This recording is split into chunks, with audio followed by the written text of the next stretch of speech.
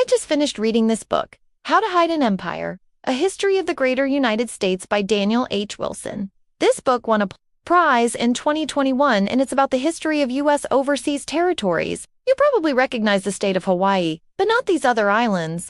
And no way, is Puerto Rico part of the U.S.? The answer is yes, along with the Virgin Islands, Guam, American Samoa, and the Northern Mariana Islands. Between 1860 and 1940, nearly 25 million tons of coal were mined in the territory of Hawaii, which includes these two islands. Coal is used for steam engines, and ships used to use a ton of it to travel long distances. Sugar is another important crop grown in Hawaii. The climate there makes it perfect for growing sugarcane. The United States offered them a deal in 1945 to give the U.S. a naval base in return for citizenship for the natives. However, the leader refused, and the U.S. invaded the island anyway. This led to violence between the natives and the Americans. So the U.S. made another offer, this time giving them citizenship if they surrendered. When the Philippines were under U.S. rule, Filipinos were allowed to immigrate to the United States. From 1906 to 1934, over 115,000 Filipinos entered the United States. This followed the Philippine War, in which Spain lost most of its remaining empire. In 1916, the Jones Act granted Philippine independence, but prohibited them from selling alcohol. Despite this law, the Philippines continued to import and produce alcohol. This includes the U.S. minor outlying territories, which are Wake Island, Jarvis Island, Johnston Atoll, Kingman Reef, and the three Palmyra Atolls. They also have a military presence in several countries, including South Korea, Japan, Germany, and Italy. In addition to this, they have several former possessions that are now independent nations. These include the Philippines, Puerto Rico, the Dominican Republic, and Cuba. The U.S. viewed this as a violation of the law and sent in the military to stop it. The military was able to shut down many of the breweries, but not all of them. This led to an uprising in 1935, which the U.S. military crushed. The last brewery was closed in 1941. Most of them were men who worked as laborers. They faced discrimination and were called insulars by Americans, meaning islanders. There were pro-annexation committees formed and meetings held across the islands. The main argument for annexation was that it would bring more wealth to Hawaii. Annexation would allow for easy access to U.S. markets and lower tariffs. On the other hand, those against annexation argued that they should remain independent. Their arguments focused around race and religion, with many believing that the U.S. would force Christianity onto the native Hawaii. The Hawaiian League was formed to argue against annexation. They felt that the U.S. was being deceitful and forcing annexation upon them. Despite this opposition, Hawaii was annexed into the United States. The Filipinos did not become U.S. citizens until 1946. Interestingly, the Filipino community was already integrated into American society before women's suffrage was established in the United States. Again, the leader of New Georgia refused and instead fought against the Americans. By 1521, the Spanish colonized the island, but the British captured it a year later. After 12 years of Spanish rule, the Spanish returned the island to the British in exchange for other islands. Eventually, the Spanish sold all of their Pacific islands to the United States. Today, the indigenous people make up only 3% of the population.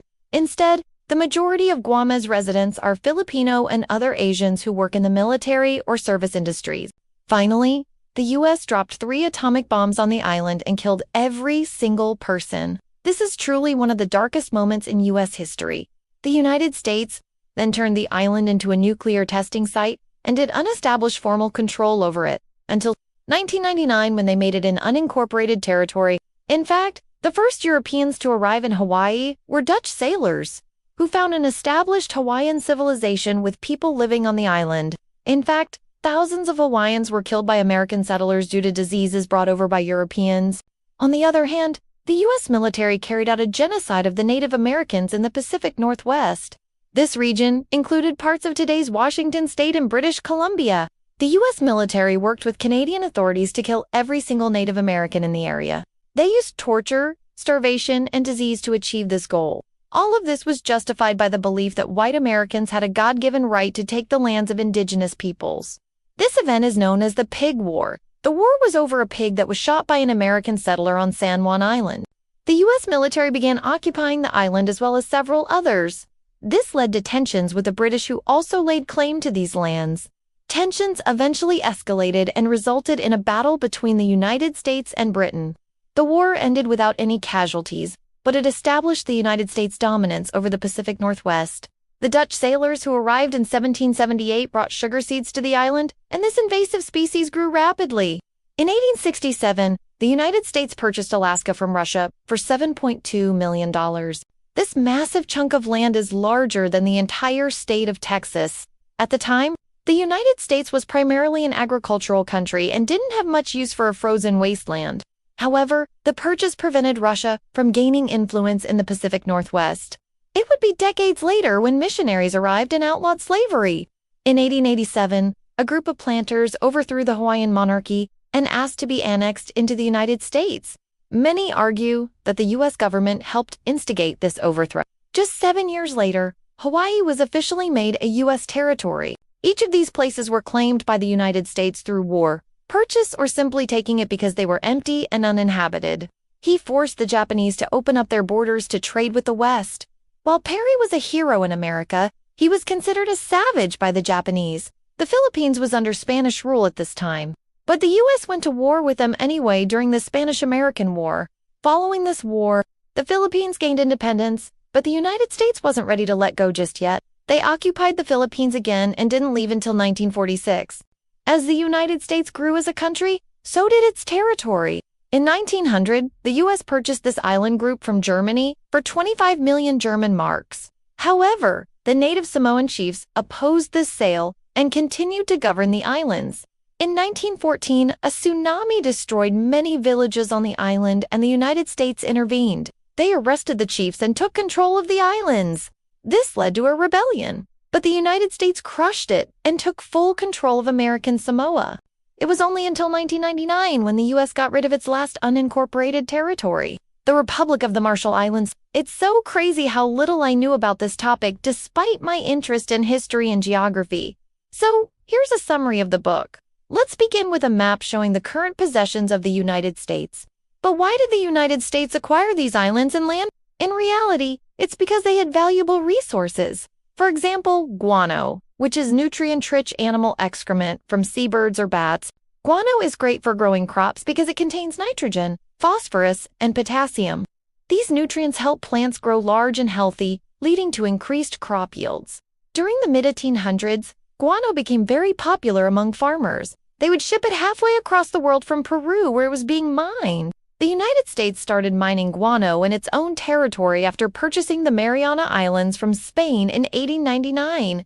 In fact, the entire reason the United States went to war with Spain in 1898 was because of this island right here, Cuba. Spain was still a colonial power and controlled Cuba, while the U.S. wanted them to stop blocking free trade with their colony. The Spanish-American War lasted only 100 days and the United States came out on top. Not only did they gain independence for Cuba, but they also acquired the island itself, along with Puerto Rico, Guam, and the Northern Mariana Islands.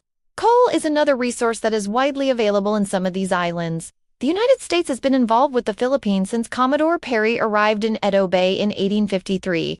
American Samoa is one of the strangest cases of any of the territories. There is also the case of the Republic of New Georgia, which was an independent nation located here. While some of these acquisitions were peaceful, many were violent. This next acquisition is probably the strangest of them all. Not only did the United States acquire land, but they also received citizens. Guam is an island with over 2,000 years of human history. Originally, it was settled by the Chamorro people. In 1898, the United States bought the island of Mindanao from Spain for $20 million. Hawaii's annexation into the United States was a controversial topic. Even though the United States does not own any land outside of the Americas, they do control many areas in the Pacific Ocean. So what do you think? Did you learn anything new about the history of the United States? Let me know your thoughts. Thanks for watching.